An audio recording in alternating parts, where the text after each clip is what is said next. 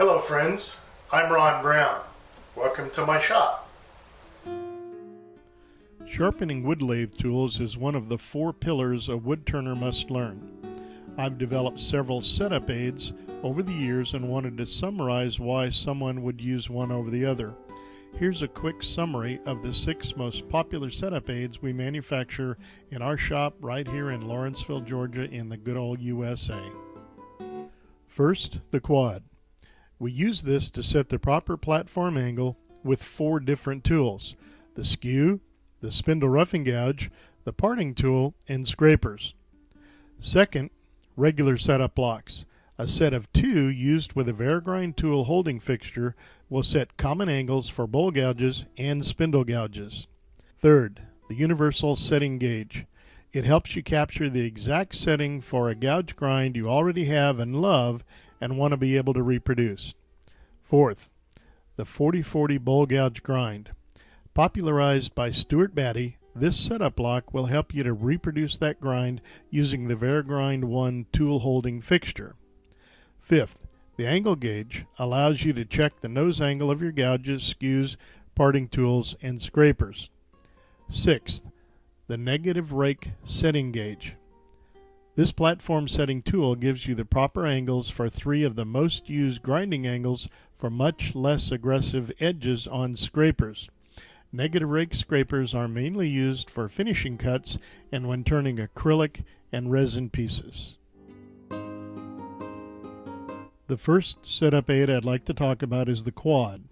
We call it that because it is a platform setting device that sets up the proper angles for 4 different tools. The first tool is the parting tool.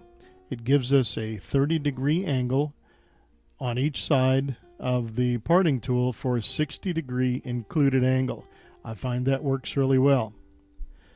Moving on to the skew, that is 21.5 degrees, which is very acute, a 43-degree included angle, which I find is perfect for a skew. The third tool we set up is a bowl scraper. I use 8 degrees. 8 degrees is efficient, but it is not grabby. It is not real aggressive. If it was, you'd get a lot of catches. So a bowl scraper of 8 degrees with a traditional grind works out very, very well for most people. The other angle, the fourth angle, is for a spindle roughing gouge, and it's 45 degrees.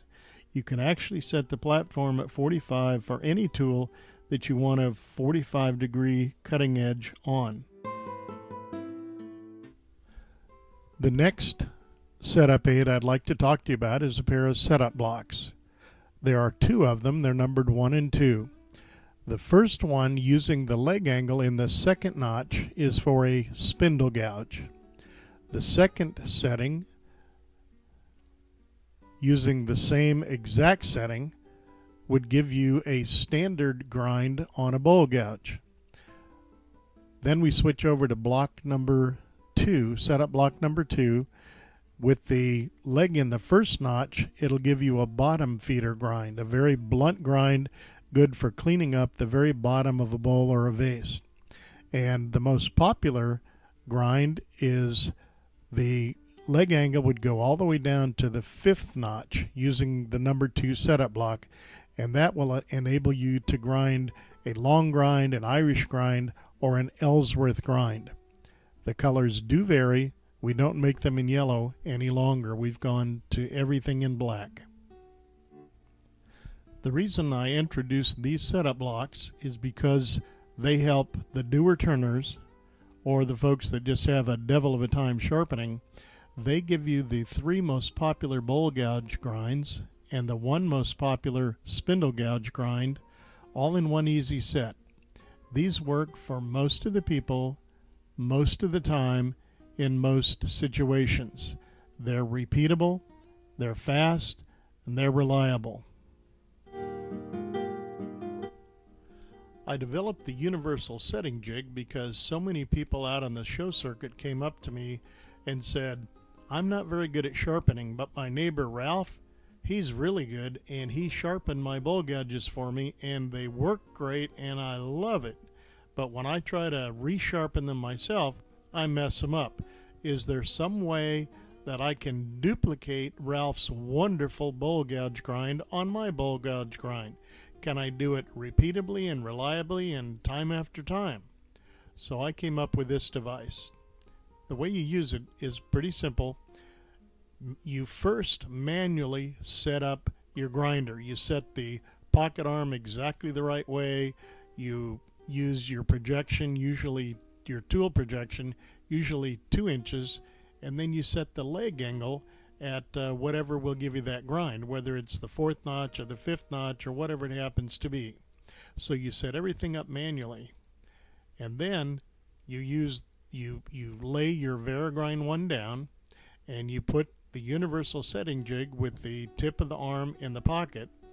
You make 2 firm points of contact against the wheel and lock the gauge down. At that point, you're going to have a reading. In this case, about 3.8. Now, it's not 3.8 degrees or inches. It's just a number. It's just a reference number. And what that does is that helps you set the pocket arm in relation to the wheel. So next time around, you can get that pocket arm exactly right. I designed this to replace having to take out the Sharpie and color the bevel on your bowl gouge and having to mess around with that pocket until you get it just right. Next time, you just take your Universal Setting Jig, put it in the pocket. When you've made 2 points of contact, lock it down, and the arm is in exactly the right position to give you that grind. Now there are 3 variables. One is the stick out. I recommend 2 inches. Doug Thompson recommends 1 3/4. The other one is the leg angle. So make a note of which notch on your vari-grind 1 the leg angle is set at. Is it set in the 2nd notch, the 4th notch, or the 5th notch? Once you've written all that information down, you can immediately go back at any time you choose and perfectly reproduce that grind. I have so many different gouges. The only way I can keep track of which settings go with which gouge is to actually write it on the handle. And you see 4.2, 5. That tells me that the universal jig setting should be at 4.2 and the leg setting should be down in the 5th notch. Next we come to a specialized setup lock. This one is designed to allow you to use your vari-grind 1 to achieve a 40-40 grind. That's a grind popularized by Stuart Batty. It gives you a 40-degree nose angle, a 40-degree side angle, and 40 degrees to the wings. So this is something he popularized. He normally does it on the platform, 100% manual grind. I developed this one so you could do the same exact grind, although using a jig. That way you get one single facet.